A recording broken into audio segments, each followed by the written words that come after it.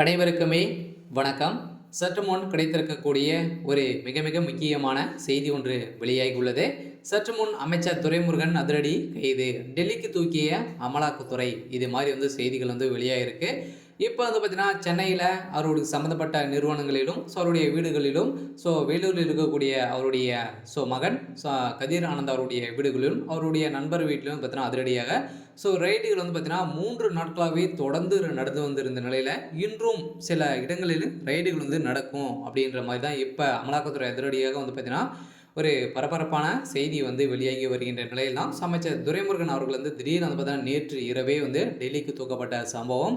அங்கு பிரதமர் மோடி அவர்களையும் சந்தித்திருக்கக்கூடிய நிலையில் அவர் காலில் விழுந்த கதறிய சம்பவம் தான் இப்போ திமுகவில் உட்கட்சிக்குள்ளே நிறைய சலசலப்புகள் ஏற்பட்டிருக்கு.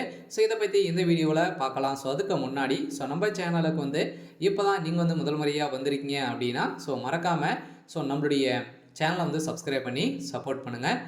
வாங்க வீடியோக்குள்ளே போகலாம்.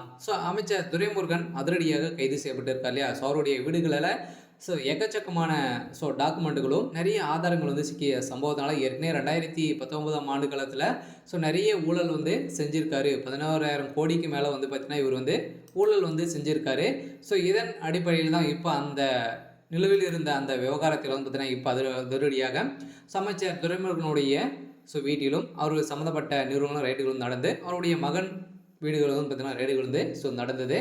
இதன் அடிப்படையில் தான் அவருடைய வழக்குகளில் பார்த்தீங்கன்னா நிறைய ஆவணங்கள் பறிமுதல் செய்யப்பட்டிருந்த நிலையில் 2019 ஆண்டு நடந்த நாடாளுமன்ற தேர்தலின் போது பறக்கும் படையால் சென்னையில் பார்த்தீங்கன்னா ரூபாய் 11,000 கோடி சிக்கிய பறிமுதல் செய்திருந்த நிலையில் இந்த வழக்கு தொடர்பாக தான் வேலூர் எம்பி கதிர்வேல் ஆனந்த் மீது வழக்கு பதிவு செஞ்சுருந்தாங்க.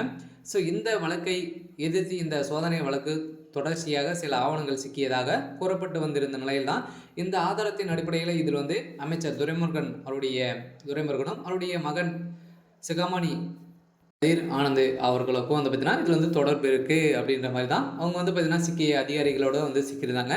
இதன் அடிப்படையில் வேலூர் எம்பி கதிர் ஆனந்த் வீட்டில் யாரும் இல்லாததால் அதிகாரிகள் சோதனை நடத்த முடியாமல் சிறிது நேரம் காத்திருந்த நிலையில் அதன் பிறகு கதிர் ஆனந்த் குடும்பத்தினர் வீட்டுக்கு வந்த பிறகு அமலாக்கத்துறை அதிரடியாக சோதனை நடத்தியிருந்தான். இதை தொடர்ந்து தான் 3 நாட்களாகவே தொடர்ந்து நடத்தப்பட்ட சோதனையில் எக்கச்சக்கமான பணங்கள் இதுவரைக்குமே பார்த்தீங்கன்னா 10,000 கோடிக்கு மேலே சிக்கியிருக்கு. இதுக்கு மேலே பார்த்தீங்கன்னா சொத்துக்கள் போலியாக இருக்கக்கூடிய சட்டத்துக்கு விரோதமான வைத்திருக்கக்கூடிய சொத்துக்கள் அனைத்துமே பறிமுதல் செய்திருக்காங்க. அதனால் ஏற்கனவே பார்த்தீங்கன்னா நிர்மலா சீதாராமன் அவர்கள் வைத்திருக்கக்கூடிய பணங்கள் அனைத்தையுமே நீங்கள் அக்கௌண்ட்டில் டெபாசிட் செஞ்சுருங்க அப்படின்ற மாதிரி தான் அறிவித்து வரும் நிலையில் பார்த்தீங்கன்னா இப்போ அதிரடியாக திமுகவே பெரும் கதி கலங்கி போய் தான் இருக்குது. இருந்தாலும் திமுகவிலே சில சலசலப்புகள் ஏற்பட்டிருக்கு. இருந்தாலும் திமுக உடையத்துக்கான அதிகப்படியான வாய்ப்பு இருக்குது. சரி, ஓகே. எனக்கான அப்டேட் பார்த்தீங்கன்னா இதுதான். மறக்காமல் நம்மளுடைய சேனலை சப்ஸ்கிரைப் பண்ணிக்கோங்க. தேங்க்யூ.